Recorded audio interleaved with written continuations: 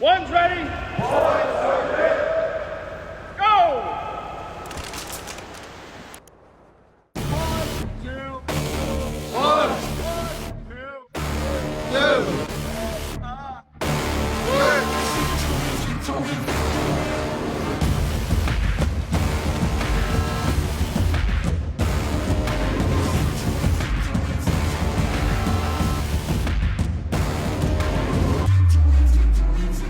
Grind every day, yeah, we aim for the stars. Feet on the ground, but our heads are on Mars. Visions of glory, sweat on our skin. We craft our story, determined to win. We the titans, with hearts untamed. We face the giants in this battling game. Our dreams are loud, echoes of them remain. We stand as one, heading for the Hall of Fame. We chase the lights till the final whistle. Believe it when we say we never settle. We chase the lights till the final whistle. Believe it when we say we never settle. We did it, we did it, we did it. Hey everybody, welcome back to the One's Ready podcast. Before we hop into this episode where it's going to be random stuff, because that's what I've done. That is the amount of prep that I've done, and it is random. But Operator Training Summit, Las Vegas, 2021, December. It's going to be great. We got 1 day dedicated to land. We've got 1 day dedicated to the water stuff. We've got Aaron, Trent, Chris, and the mad scientist Taylor Starch coming to just mentor, instruct, and make sure you're efficient. And then I'll be there as well. But you know me, I do logistics. You're the most important piece. I'm a logistics guy. I got to make sure everybody's fed. That's what I do. You do a great job. Yeah.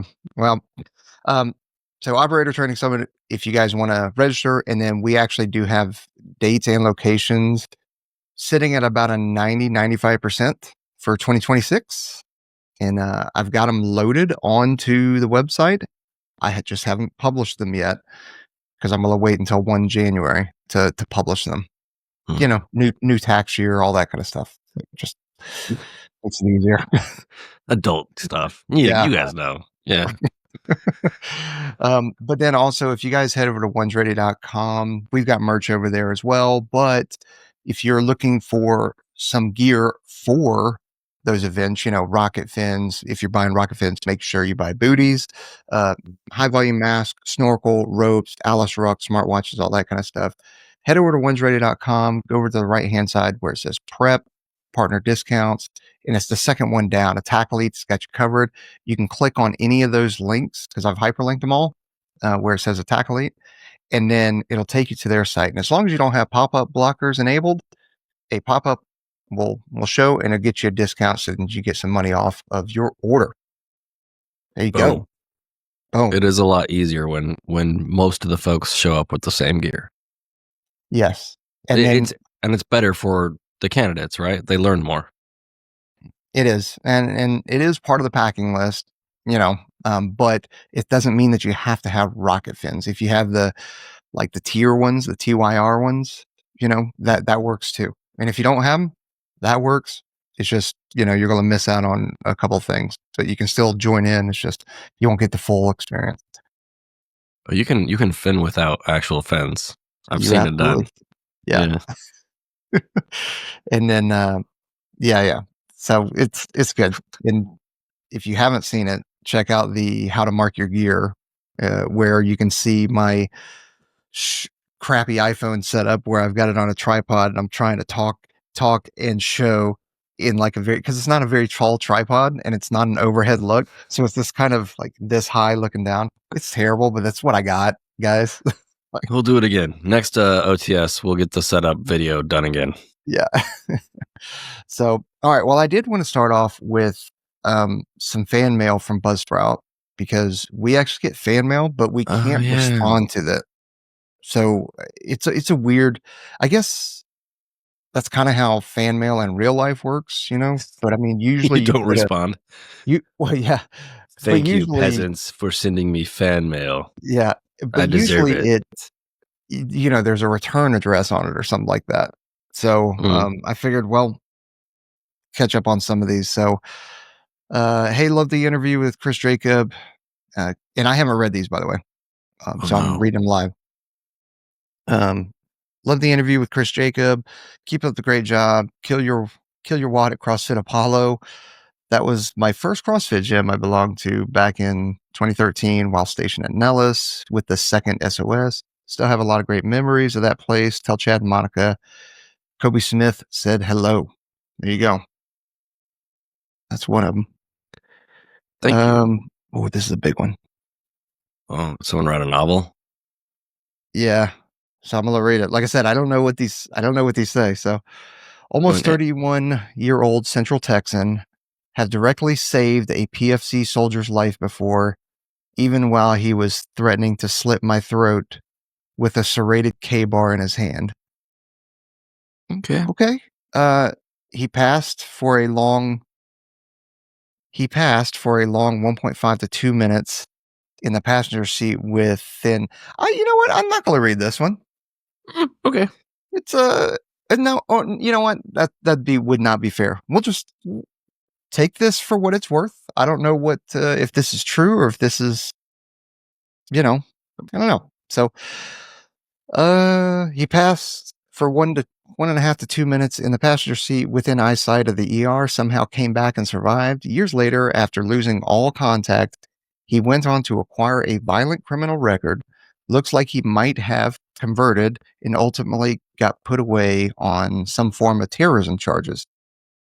I'm reading this. Entry level DD 214 from Navy to 2014. Wanted to go SEAL. Recruiters had other plans. Unexpected, fraudulent entry, discharge as a direct result of listening to my recruiter when he told me to just say no about that part. It'll be easier if you just say no about that regarding the one box on the medical questionnaire while I was sitting across from him at the desk. I had already brought him paperwork, prescription records for the issue. He kept telling me that they somehow lost my paperwork. RE-8 entry code? I don't know what that one is. PTSD diagnosis after saving the soldier, but I got such little time with the shrink that I didn't even get past age 17 or 18 in terms of unpacking shit. So he diagnosed me and wrote the report based on childhood teenage events. I didn't even get the chance to mention saving the soldier, so it's not in the report. Even though there was final nail in the coffin for my PTSD, with that type of background, do I have any chance of trying to join SR? Sister's fiance is still an Air Force 03 SIGINT cyber officer, now reserves. And I'll see them again this weekend.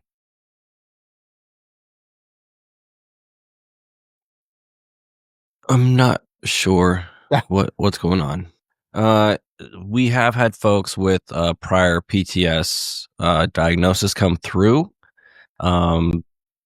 There's always, so the problem with some of these things is there's going to be multiple levels of waivers. I'm trying to be as transparent as possible. Mm-hmm. There is your recruiting level waiver, and then like your Air Force level waiver, and then when you get to the special warfare side, there's also another doc that's going to look at your stuff and decide if you're good, right? And if that's what they want right now.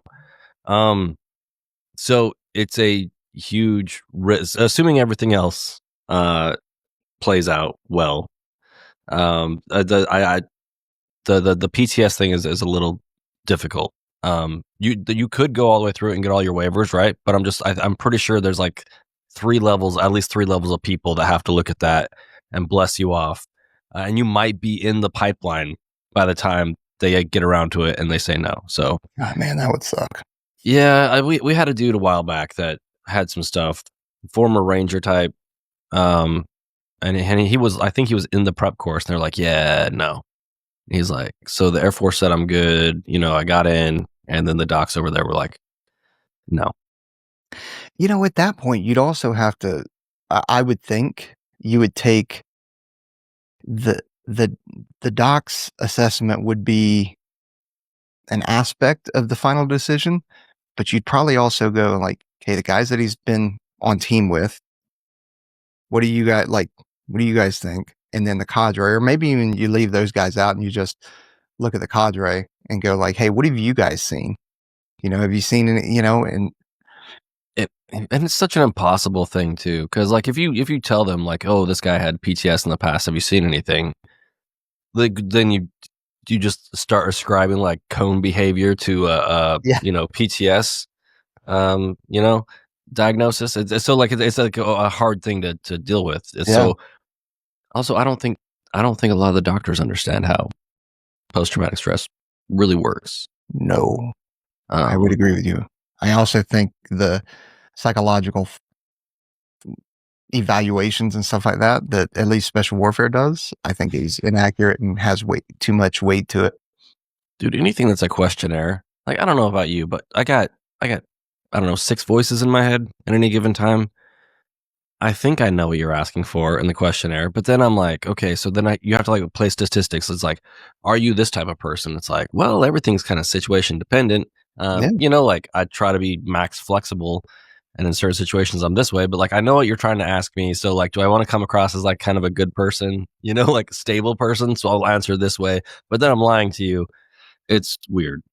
Yeah. It's one of the, I mean, it depends on what day or what time of the day or what are you coming from? Did you just get out of a bad conversation? Did you just get done with a great workout? Like, I mean, Do I have enough creatine in my body? All those things. Yeah. Well, best of luck to him. Next one, I think we know this dude. He says, "Hey, this is your friendly former 350th commander coming at you. Guess who? Anyone? Anyway, where are you guys now? He's obviously high profile, and Goggins is inbound." I don't know what that means. Dang, just so. And he says, "BT Dub." Oh, by the way, this is the first episode for me. Very interesting. Believe it or not, I'm still in. So I'm not really available professionally speaking, but you guys have definitely started something. Aw. Thanks, bro. Yeah. I don't know who that would be. I'm pretty sure I know who that is. Do you? Okay. Yeah. I mean, if it's who I'm thinking of, saying that they're still in, it's like there are a few former commanders. Maybe he might be the only one that you can like that you can call and just talk to like people. And they were that way when they were commanders, and he's one of those guys. It's just like if I see his name pop up on my phone, like it's a good time. I'm like, all right, like So I know him too, then. Probably. Okay. All right. I'm gonna assume yes. All right. Next one is as a young guy, is there anything you would suggest me learning so that way I could be better prepared for the future, not just meaning pipeline, also meaning life? That's such a large question. Go ahead, Peaches. You got the beard. You got all the wisdom. With a little bit of gray in it too. Yeah.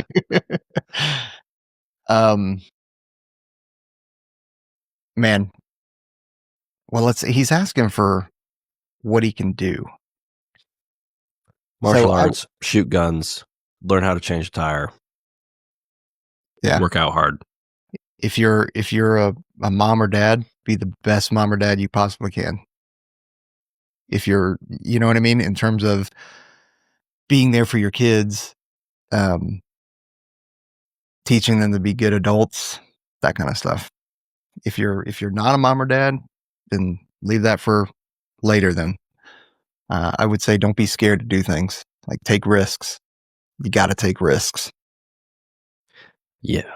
And shun any of that social bullshit of like, I should be doing this at this time. Like that's such a, and then maybe it's just me, but like the whole people being like, well, I'm this age, I should be doing this now. Like I should go to college. I should do all this stuff. Like there's a little bit of goodness in the I shoulds, but you really need to face a lot of that stuff with a critical eye. And like you said, take risks, get away from some of that safety stuff. Cause a lot of that should isms, the stuff that you have been told your whole life that you should be doing, it's all safe and it's all nonsense. And you're going to be dead one day, dying one day, just like everybody else. And you're going to be like, well, that was a whole bunch of bullshit. Yep. Yeah. I mean, that's a massive question to unpack. Just throw it out there. It's like, hey, I'm young, whatever that means. Yeah. What should I do? If only it were that easy, right? Look, bro, go watch Fight Club and then start a fight with a stranger. All right. Project Mayhem. So this is random, and I saw this. Now, we're done with fan mail now, but everybody points out bad commanders. Nobody ever highlights good commanders. We highlight good commanders all the time. We do. Why does everybody complain about bad commanders and nobody shouts them out? Okay, and I'll say, okay, other than us, it's easier. It gets more clicks. Yeah. I don't know if you've noticed. We've been doing this for 6 years, and because we refuse to buy followers, and we refuse to jump into the deep end of all the negativity and everything is terrible, and all the retired guys are stupid on this page, and all the young people we don't get recognized, and we work so hard. It's just like it's so narcissistic, all of it. It's just I want to complain about how bad my situation is. And it's just the base level human experience that people are refusing to rise above. I also think that people tend to, if they don't get the assignment they want, or hey, dude, I ended up getting a letter of counseling or a letter of reprimand for something, or because I had in trouble for something, or oh no, or for a ST unit, commander made us wear uniform every day. That's pretty bad, commander. I would be pissed. It's just yeah, that is never a popular decision. Dude, E5 Trent would have been like, what the? But it's just it's this massive pendulum. Oh, he's got a policy that I don't like, or he actually gave me paperwork when I got in trouble. I used my government travel card when I wasn't supposed to, or where I wasn't supposed to, at Treasures in Vegas or something like that. And you're like, well, the rules are pretty clear on the old GTC guys. But I mean, and it's just like, well, yeah, he didn't need to punish me, or he didn't need to counsel me, or I don't like this thing, the way he does things. I don't like wearing uniform all day, so, he's a bad commander. That's a bit childish, I think. Yeah, I think when you're looking at your commander in chief, especially when you're younger, you think that they have a lot more power and authority too than they do. Like you said, like with assignments, it's like, well, I went to my chief from my commander and I said, I really need this assignment. I have like this long personal story, just like everybody else, about why I need something. They're going to do what everybody else is able to do. They're going to send up their emails through like the functionals and over to AFPC people. And if it doesn't math right and you don't have the correct paperwork or the correct situation to get what you want, then you're in the Air Force. Like they don't have, supreme control over everything. Even though sometimes I think when you're younger it feels that way, they don't. It's a big machine, y'all. And that's actually been probably the most eye-opening when it came to coming to Nellis and being at the group and seeing, because the wing commander on Nellis is 1-star general. So of course you think like, oh, dude, you got a star on you. Like, all right, cool. You can make so much happen.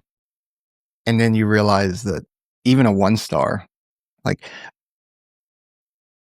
it's an incredible level of responsibility that the Air Force and the DoD leverage on an 05 and 06. And it's like they've got great decision-making authority and can do some powerful and significant things.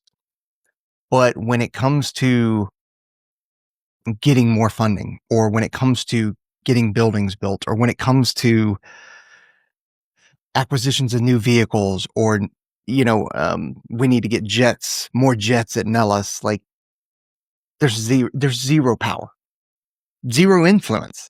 They're like, oh, that's cute. You're a 1-star. Like, So up at ACC, A8, we're going to project all of our money out. We're going to make these plans years in advance.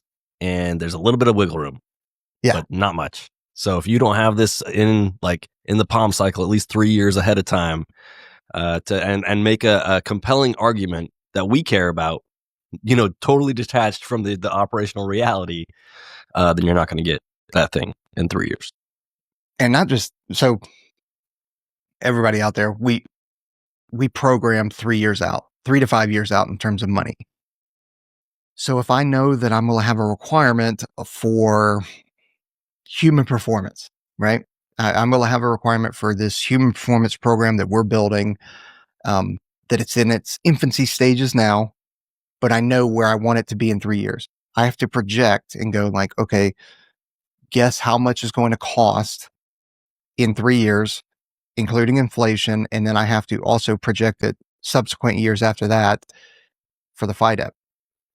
And it's a guess, right? It's an educated guess, but it's a guess. And it's also in 3 years when they go, hey man, this year you're supposed to get that money, but the NDAA's changed. There's a new administration. We've got a new Congress. We've got a government shutdown. Hey, we've shifted priorities from the CENTCOM, the Middle East to the Pacific, or vice versa, because no matter what happens, CENTCOM keeps pulling us back in. The Middle East does. So, yeah, I mean, you may not get it, and there you go. Then you're piecemealing stuff. And a 1 star can't do shit for that. No. Nope.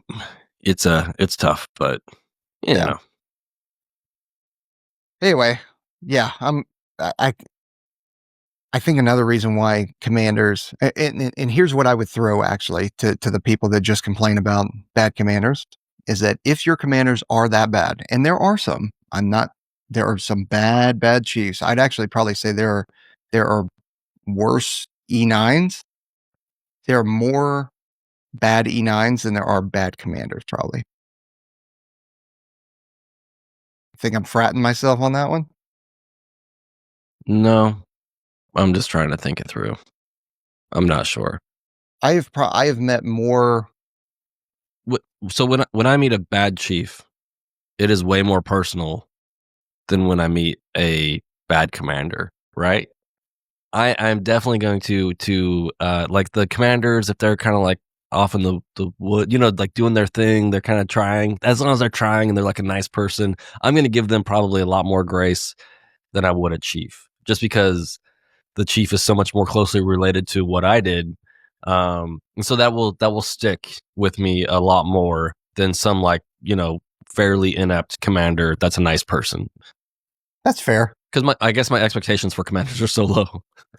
I'm like, but you know what I mean? Like, it's like seeing someone in like a Navy uniform that's like way out of shape. I'm like, that bothers me. Yeah. And then when I see someone in an Air Force uniform that's out of shape, that bothers me more. And then if I see someone with a beret in an Air Force uniform that's out of shape, I'm going ballistic. You know what I mean? Like, there's like, because it keeps getting closer to what I actually give a shit about. I think that's probably why I think that there's more inept E9s than there are commanders. That's accurate. Yeah, it definitely take it a little bit more personally. It's because it's a representation of your community. It's kind of like why we go so hard on senior NCOs. They should know better. They really should. Yeah. Like if you're a lieutenant colonel and you've been in the Air Force for like what, 14 years, 13, 14 maybe, in your first 4 years as a lieutenant, like whatever, and then you're a captain, like there's a lot of different ways to get to lieutenant colonel. So you're like, hey, like you're probably still learning, and I get it, like, and you're supposed to be like kind of like the up and out, like, but when it comes to the morale and welfare of the squadron and all the other stuff, like the commanders take a lot of heat, and then they can mess things up, don't get me wrong, but really when it should be that chief or whoever's filling that SEL position, like that's the person that should be taking care of business. Yeah, absolutely. And they've probably been in, what, 18, 19 at least? Yeah, definitely. Yeah, at a squadron level, yeah. Yeah, typically, right? So they should know better. And they've been through like more experiences that we understand a lot better. And Yep. Yeah, that's a fair point. I'll take that. Take that for action. Yeah. we still hate officers. Don't worry about it. O's, I'm not forgetting about you. I still think you're mostly worthless. Especially, we should all go through and be enlisted first because college is stupid.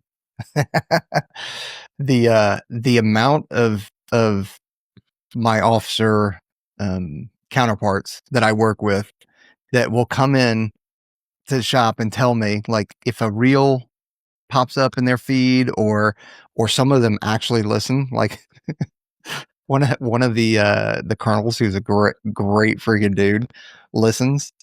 And it's so weird. Like, oh man, why? Don't listen. Don't listen. But do you know what's funny though? Is it seems like no one hates officers more than officers, right? Like if you're, because it's close to home for them. It seems like the harder we go at officers sometimes, because sometimes we'll release something. I'll be like, man, I got to be on Lackland today. I'm not sure that this is going to go well. Watching your back. It's typically officers that come up to me and we're like, dude, I saw that last episode. Love it. And it's so like, the harder you go, the more like the good ones are like, yeah, I agree with you, bro. Because they're not getting their feelings hurt because they know that they're doing what's right. So, hey, I realize you're not personally attacking me. Yeah. Yeah. That's fair too. Did you see the thing that's going on, or that happened in Okinawa? No, I don't think so. You didn't see it? Okay. What happened in Okinawa? So the military police between... Oh, when they rolled up that dude that's not in anymore? Body slammed him.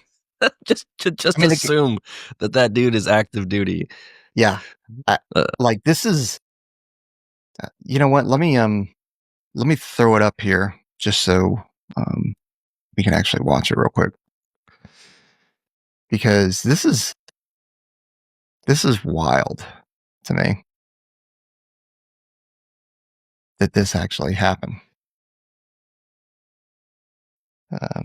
For not showing you their ID. Yes. All right. So for everybody out there, this is a or for the listeners, and you could hear that volume coming through, right? Dude, yeah. Man, if a man with a mustache like that started putting his hands on me, I'm not sure how I'd feel. Yeah. This looks like it's a Google drop. Like, what? I guess that's what they have in Japan. That's weird. So, to describe the video, if you haven't seen it, it's all over X. It's actually kind of disappearing now because it happened a couple days ago. But this is in Okinawa, Japan. There's what looks to be an Air Force security forces dude about to body slam a civilian. Well, he's in civilian clothes. He's got a ball cap on, jacket. He's got his hands in his pockets. And I guess Okinawa does, between the Air Force and the Marines, they do nightly patrols because there's a curfew. Because military members tend to get in a little bit rowdy and in trouble out in Okinawa. There's been many cases of it. It's actually been... we've been on the verge of getting booted out of Japan for a while, and at times with good reason. There's no reason to sit here and be like, no, like it's just a few Marines out there like having a good time. Obviously, the majority of the folks out there, they might just be getting a little rowdy and it's a little too much. But like some of the sexual assaults and other things that happen out there with military members and some of the civilians is it's the history of it is pretty gross if you put it all together. Yeah, very much so. I'm trying to zoom in on this, but okay. All right, I'm gonna play it. Body slam. What the? Yo, what are you doing?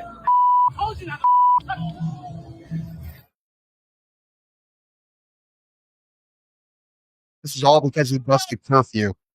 What? He's a civilian.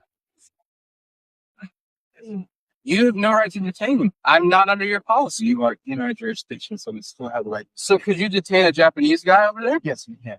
You can detain a random Japanese citizen for not showing you their ID? Yes, and then we can pass them over to the Japanese. Why, thank you. That dude was calm. Yeah, he took that really well. Calm. Like,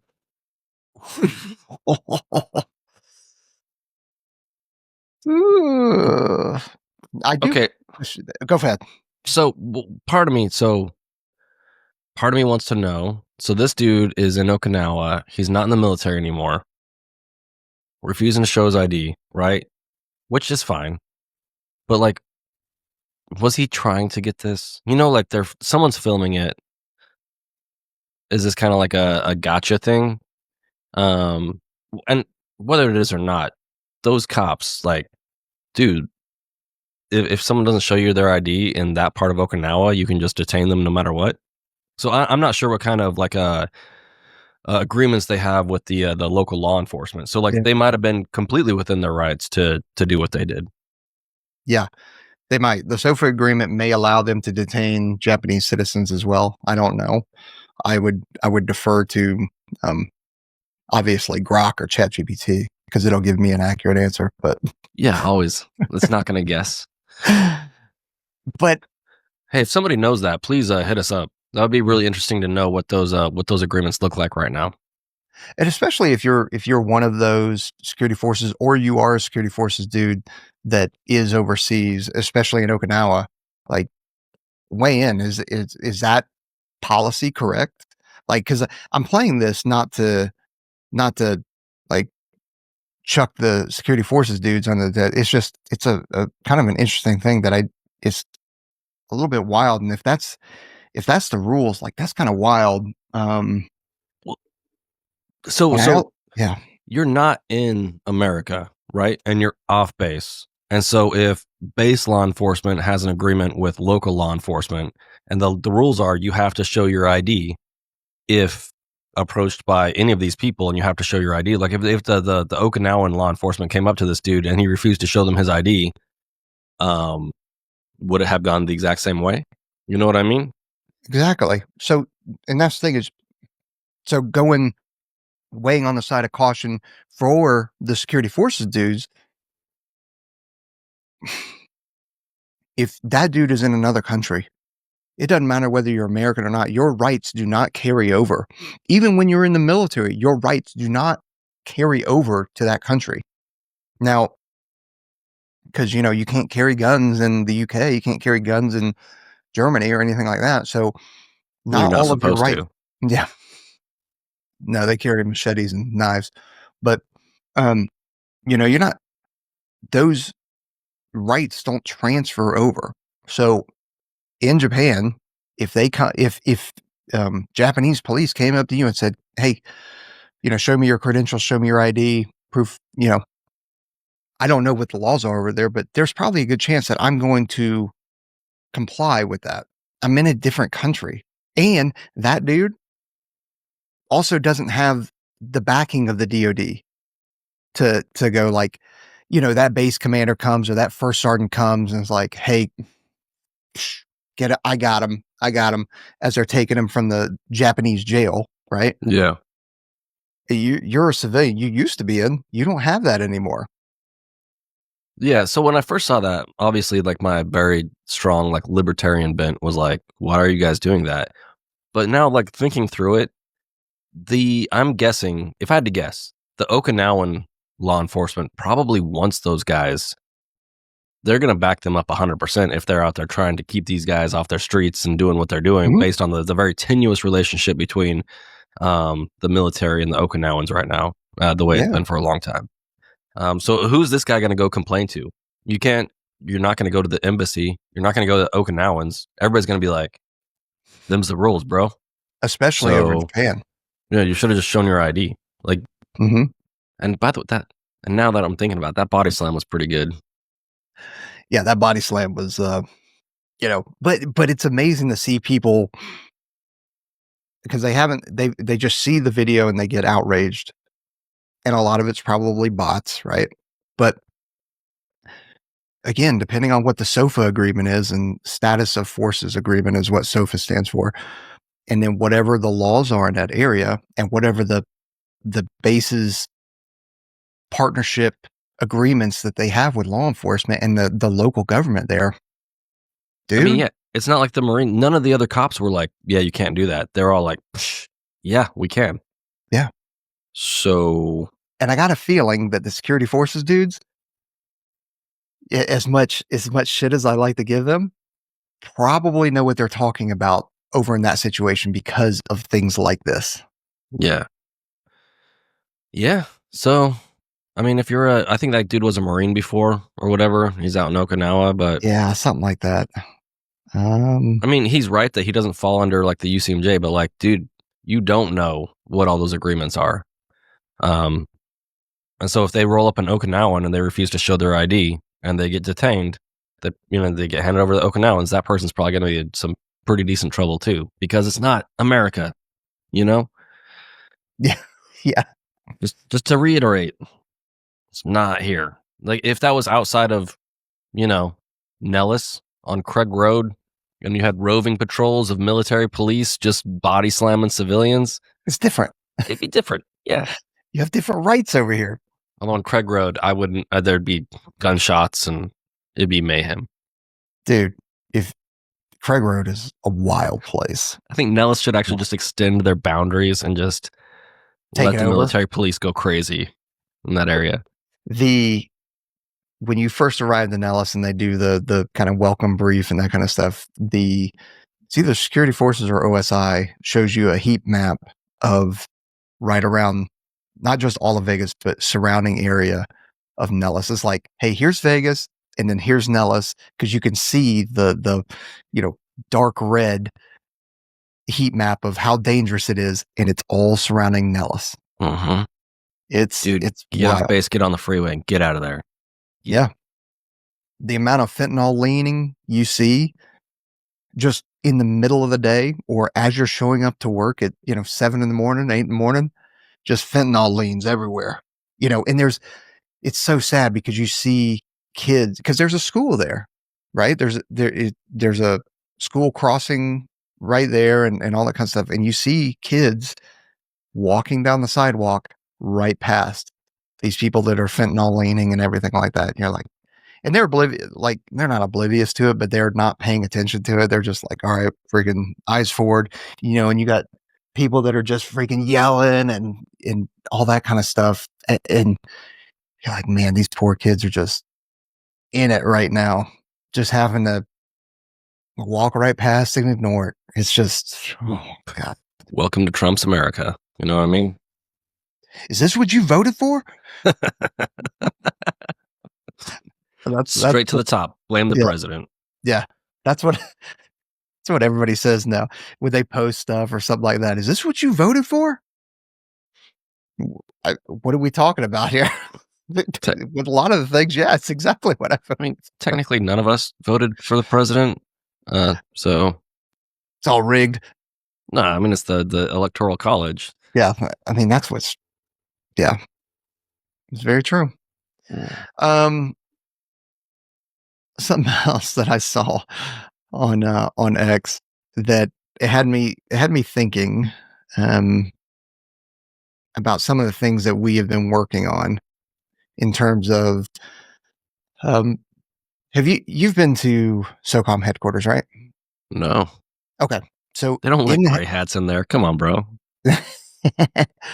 So there are facilities that have these, like, I guess there would be projectors, but it's a room with surrounding projectors that are all blasting the same thing on the floor so that, you're not casting shadows or anything like that. And they can put up maps or they can put up any kind of imagery and you can actually do walkthroughs of it, like on the floor. And there's also stadium seating all around too. So you can have a bunch of people in there that are watching it, and it can be VTC'd and all that kind of stuff. It's a sweet ass room.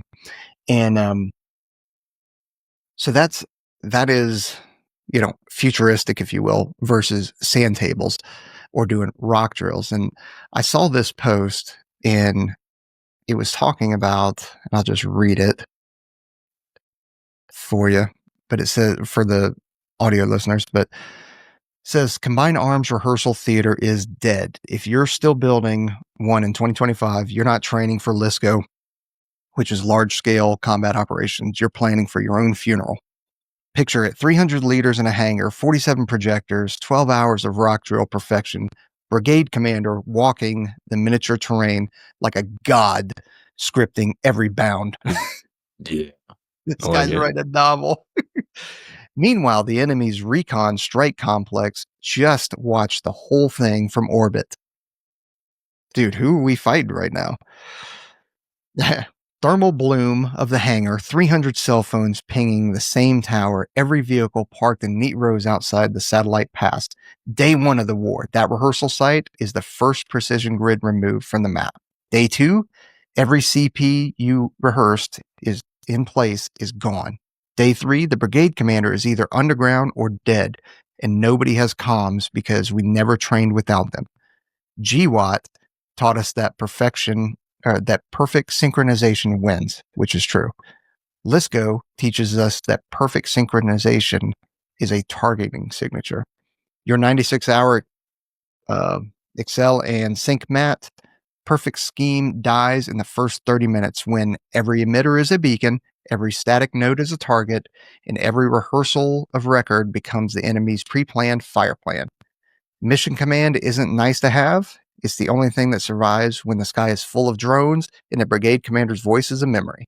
Yet we still measure readiness on how pretty the rehearsal looks, not by how violently a company can attack when hire is burning and the net is black. Stop building theaters, start building leaders who can fight with a map, a compass, and 2 sentences of intent. I actually love that statement. Mm-hmm. Because in LSCO, large scale combat operations, the rehearsal isn't in a hangar. It's the enemy dropping 40 loitering munitions on the exact grid you spent 3 days perfecting. Perfection is the enemy of survival. Control is the fast lane to the grave. Kill the GWOT rehearsal culture or it kills you. And this was the picture that he posted with it. Which for the audio viewers, it's a large room and they've done a tape. Like it looks like it's a village or something like that. And they've done tape for the roads and cardboard for the buildings and that kind of stuff. So That's not what it sounds, because that's all very low tech. this is, yeah. Yeah, the picture is.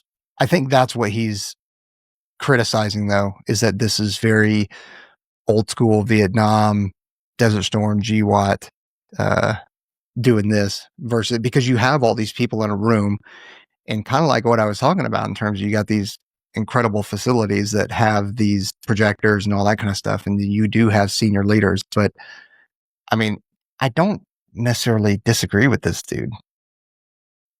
I mean, that's the soft principles, right? Like the humans are more important than the hardware.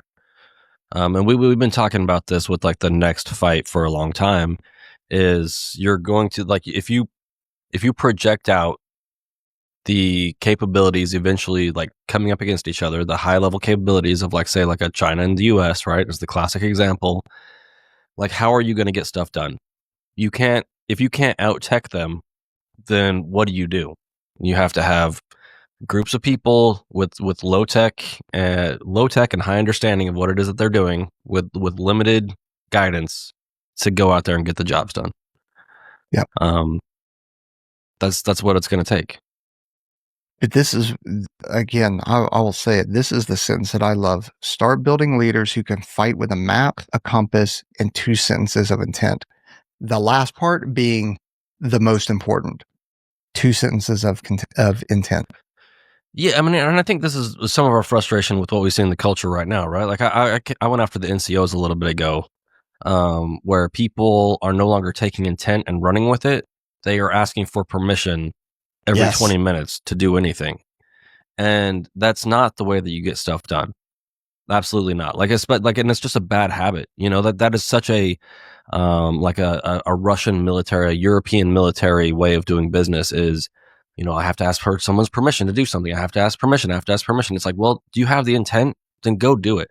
Like the one true advantage that we have over everyone else is the strong NCO Corps. And I'm pretty sure that the NCO Corps is weaker than it's ever been in the Air Force. And that's why we're trying to sound the alarms a little bit and tell these folks, like, stop asking for permission, get into the habit of taking that risk of doing what you know needs to be done without running up to daddy or mommy, whatever, every 20 minutes and being like, well, I can't do that until the DO tells they said that they want to make every decision. They want to see everything. Like, that's bad business. Yeah. And yes, I would agree with you that the NCO Corps is the weakest it's been in a very, very long time, but that is not their fault. I think that is my generation and the generation before me. I think that's their fault. And the leaders that are, the big top leaders that are still in right now, because they have micromanaged and forced, like GWOT was great at the beginning, right? Because it was like bulls on parade. We left with 2 sentences of intent kind of thing. Yeah. We operated off that. Yeah. And then we got to a point where there was so much ISR in the sky, just persistent, just constant ISR in the sky. And then you had requirements that you had to have at least one manned and one unmanned sensor overhead, and then you had to submit 96-page con ops and that kind of stuff before you could go out on target. And it got out of control because it got so micromanaged. And we didn't let people do what they knew was right with the intent. Here's commanders and then we got super restrictive with the rules of engagement too. Now, a lot of that is political, because the Obama era, man, he put the handcuffs on us, like really, really bad. So much so that I believe that it put service members in more danger at times, because when you're in a firefight and a troops in contact situation and you've got an 06 that's back at a talk, not getting shot at, and you got the lawyers next to him going like, well, ROE XYZ, can you guys break contact? No, dude, I'm pinned the fuck down. Okay, well, there's got to be a way that you can maneuver away from that situation. No, I'm going to call in an airstrike. There is a way. We drop a 2,000-pound bomb. Like, and then we move. And they're like, well, you need to try and break contact first before you can employ. I'm not making this up. These things happen. It's like if someone breaks into your house in California. Yeah. Kill them. And the other part of that, the aspect of it, and I know we've talked about before, is that for the longest time, and we've talked about the dwell ratio, right? The 1-to-1 dwell. And hey, we were deploying, coming back, and we weren't garrison. We were training TDY. So what we did, because because it takes time to plan a program of instruction and to set up a shooting, range and logistics and all that kind of stuff. What we ended up doing, because money was flowing like crazy, it was like, dude, let's hire a tier 1 group. Let's hire Darcy. Let's hire, Shaw Shooting and all these. If you went to an STS prior to 9/11 and you had like a cadre of dudes there to train the young guys, we didn't have the personnel. All of the E6s and E7s that would have been training the young guys coming into the unit were overseas or getting ready for the next deployment. Like, it wasn't like we just have a bunch of dudes chilling. And I'm not saying pre 9/11 was like super easy or whatever. I'm not really sure what it was like, obviously, but you don't have the personnel to train these guys the way that we've been doing it previously. So we had money, we had time restrictions, and we also had a lack of personnel to do it. The guys with all the experience, because they were out there getting the job done too. Yep. And so it made it, the easy button is like, well, I've got to make sure that we get this training. So let's outsource it to contractors. And listen, the training level at Darcy, tier 1 group, Shaw Shooting, PFC, like name them all, right? Because there's so a lot many. of them. Yeah. It's fantastic training, right? You pay for it, but it is incredible training. Okay.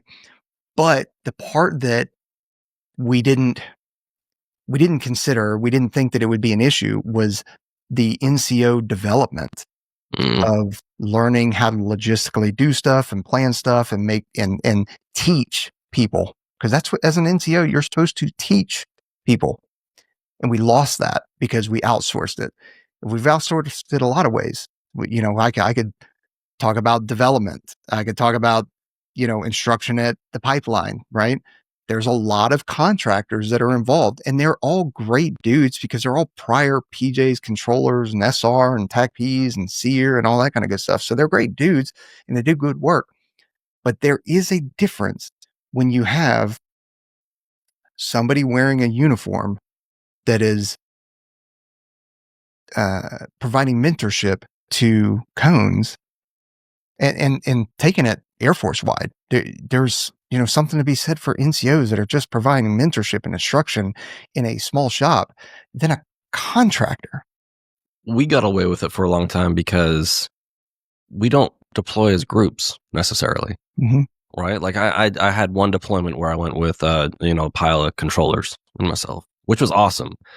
But it like we'd go out there because like in the regular Air Force, like it's a real bad thing because then your NCOs that have not been developed that you're ripping out with, they don't know how to be the guy in charge and the plan and the logistics and all that other stuff. I think for our guys, the reason we didn't see it is because like as an E6 deploying, what do? We all show up in country together and then we all get shot out to the four corners of the compass to all our different fobs or wherever we're going. We do what we do, and we might have one other Air Force guy there with us. But it's like, he has his job, I have my job. It was very much a different thing. So we weren't going as groups. And so a lot of that was lost. And I don't think we realized how little development there had been until kind of like GWOT was winding down. And we're asking guys to do like pretty normal stuff. And you'd see it over at Hurlburt where it was just like, I don't know what to do.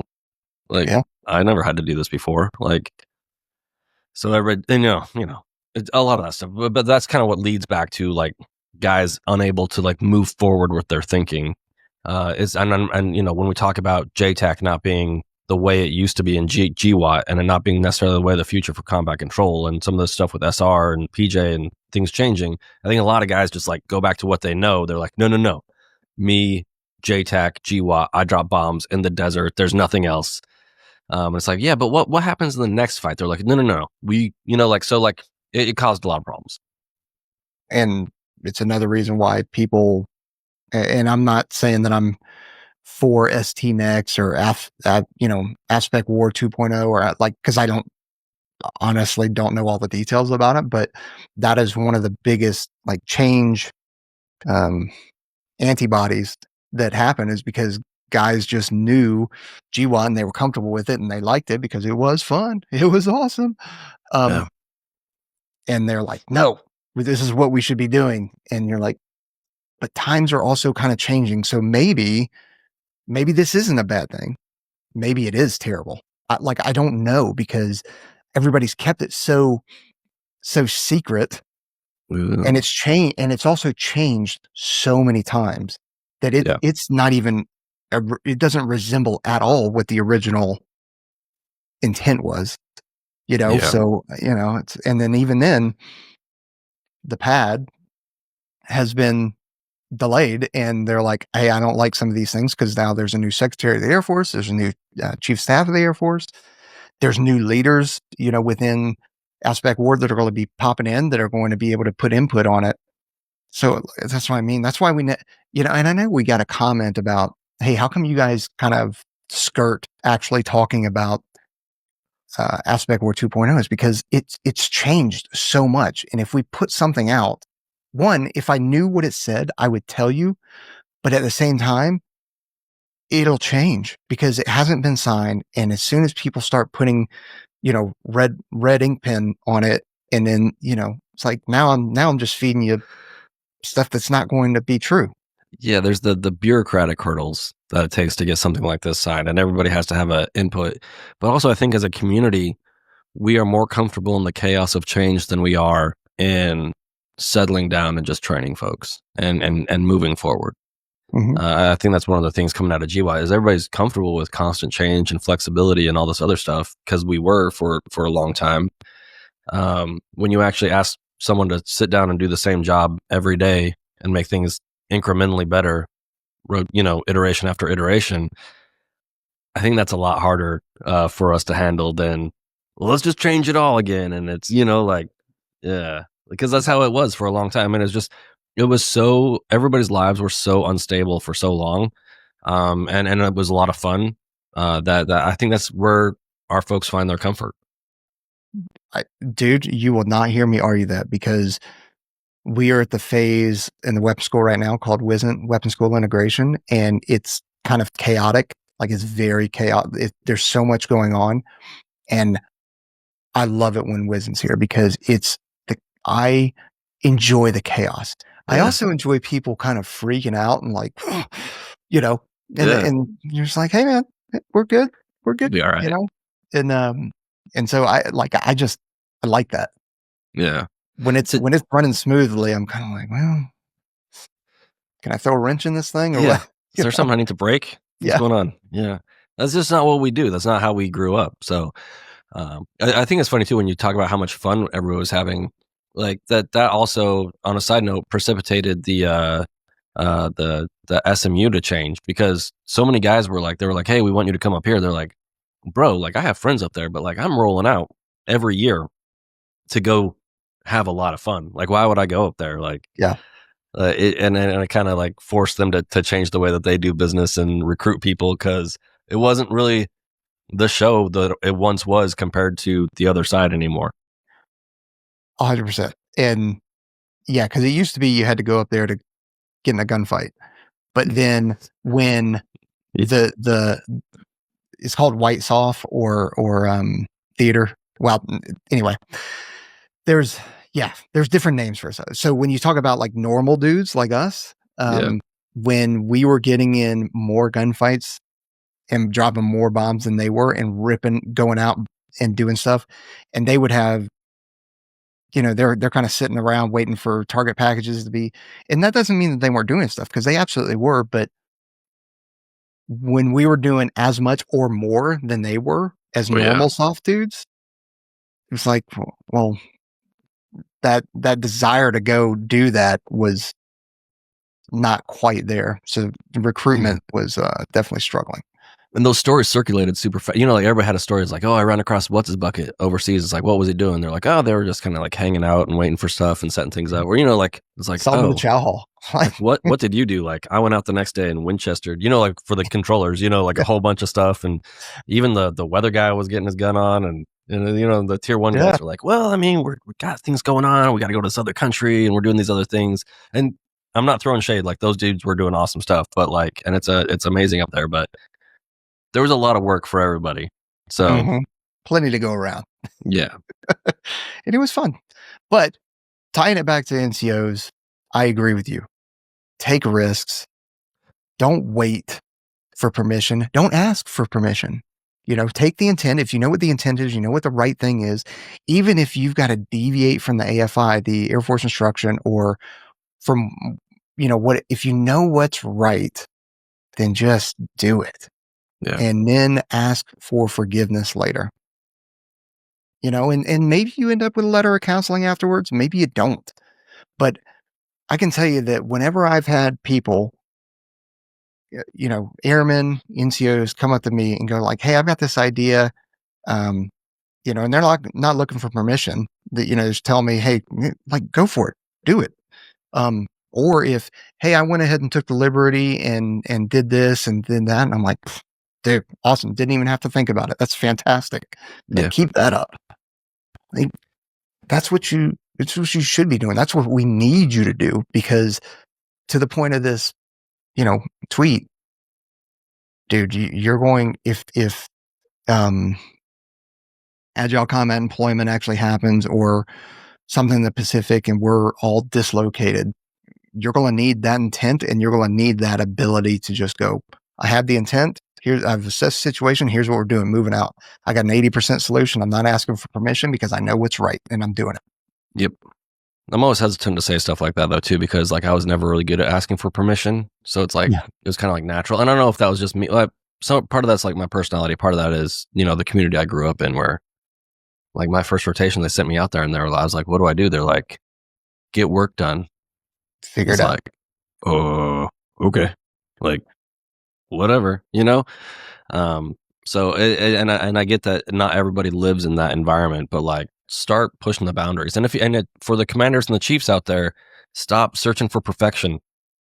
Like during this time where we're not in a shooting war, take that time to learn lessons, to let people fail a little bit, to expand their boundaries a little bit. Stop with the incessant need to pass the next inspection with like no whatever all that nonsense is that you're so concerned about for your next rank. Like if you're a chief, like you can't make E10. Okay, if you're an 05, odds are if you kiss the right people's butts, you're going to make 06, regardless of how that goes. You're going to fail upwards, as long as you're connected in the right ways. Like let your people do their work. Let them bloody their noses a little bit. Let them scrape up their knees. Like it's as if they're your kids. Not in the same way. Like don't treat them like children, but let them get out there and get stuff done and figure it out. Because those are the kind of people that we need. Yeah. Be like when they walk into your office, they're like, "Hey, I was wondering." Be like, "Why are you asking me this?" I'm not. You need to be into them, the understanding that at the tactical level where the work is actually getting done, that's where the decisions need to be made. It's like, is it outside of what we need to be doing? No, then get out of my office. Stop wasting my time. Like, be a dick about it. Stop wasting my time doing the things that need to be done. Go on, get now. If you make a mistake, we'll revector. We'll figure it out and we'll revector. Yeah, it's fine. And I'm also a fan of if it says that if it doesn't say in the instruction or the policy or whatever that you can't do it, whatever. I looked in the regulation and it didn't say I couldn't, so I did it. Okay, what am I going to do? Like, right? If I'm trying to be a dick and actually like hem you up for something, and you go, look, according to AFI, whatever, XYZ, it didn't say that I couldn't do this. So I thought I was following the intent, and that's what I did. What am I going to say? Shit, you got me. Like, I'll tell you from experience that if you have like a crappy supervisor or whatever, and you approach it that way, they're going to be big pissed. But it works, and it's okay. It's okay to get chewed out and yelled at. Yeah, but whatever. It's educational for them too. Yeah. Totally acknowledging too that you and I come from a very different culture. Yeah. As the official, unofficial podcast for the Air Force, we always try to keep in mind, that's what I was saying. Like when I didn't ask for permission, the consequences were like, yeah, that's just Trent being Trent, at least as long as you're getting stuff done. Trent, you didn't send up an update last week. It's like, I sure didn't. Oh, yeah. Nothing significant to report. Yeah, that doesn't work for everybody, and we get that. Yeah. And hey, it is a big deal if a maintainer doesn't have accountability of his tools and he was just working on an aircraft. I was thinking about when you were like, if we make a mistake, we'll revector. Maintenance did pop into my brain, and I was like, There's some that, it's like telling a surgeon, hey, made a mistake, we'll revector. There are some situations and some jobs that you can't, like it's detrimental, it's catastrophic. So like there are some things that you can't bend or go, it didn't tell me in the reg, so I did it. But at the same time, if I'm going to stick with maintainers, there are things that you can deviate from. Like when you guys think that you need it, when we're doing agile combat employment operations or dislocated operations, stuff like that, and you think that you need these big light-all, I think is what they're called. It's the big generator lights, the big floodlights and generator, and they think that they need them, and you're taking up numerous pallet positions on a C-17 or a C-130 because you got to go work on some F-35s or something that are going to land at some place. You don't need those. You just need some floodlights, like DeWalt floodlights or whatever. Not a sponsor, but hey, if you guys want DeWalt, reach out. Yeah. I don't know how that relates, but yeah, it could be, if you guys wear fast helmets, and so that because, you're operating in the dark and you hit your head on one of those F-35s or whatever, like it's going to hurt. It's going to so helmet, headlamp, right? And you've got the light that you need. So, then you don't have to take up all those pallet positions. That's an example of how you can deviate and still get the mission done. LED technology is pretty rad, y'all. It's not the 90s anymore. Just throwing it out there from a guy that loved the 90s. So anyway, a little bit ranty there, but yeah. So anyway, man, good talking to you again. You too. Yeah. Isn't that weird? Don't forget to like, subscribe, hit that notification bell. Visit us over on onesready.com and operatortrainingsummit.com. Have you seen the new TACP shirts over at onesready.com? If you haven't seen them, I highly recommend going and having a look-see, because while I'm not a TACP, although I represent TACPs on this podcast, I think, I don't know, or I'm also a security forces apologist. I can't keep all my roles straight, but those shirts are freaking awesome. I'm a little jealous. Let's go bring one up real quick. Dude, that design. Let's see. Yeah, we'll bring it up. When you see the special reconnaissance shirt get redesigned, this is why. Is because the TACP shirt dropped, and I was like, gosh. You're like, I really like that. Death on call. Death on call. Yeah. That's so nice. Yeah. We still got a bunch of other stuff on there too. Yeah. So, hey, and if y'all have any ideas for the like an updated version of the special reconnaissance one, let me know. Let us know. Dude, those black on black stickers. Them, really. The black on black is so nice. Yeah. Yep. That it is. All right, everybody. Appreciate you guys being here, and we'll see you later. See you later. So you guys are going into Special Warfare Assessment Selection. It is an attributes-based selection model. What does that mean? Guys, are we running right now to get better? Are we practicing running? Practicing. Right? I can't freaking... So there's a holistic picture that we're looking for. The instructors are giving you input, and we're expecting an output. And everything is for a reason. If you guys haven't heard my spiel yet, everything that we do, every single exercise, has a connection to the job that you're trying to do. We don't want people at INDOC, Special Warfare Assessment Selection, whatever they're gonna call the new course when it inevitably changes somewhere down the road. I don't care what they call it. What I need is you to show me the raw materials for the things that I wanna build you into.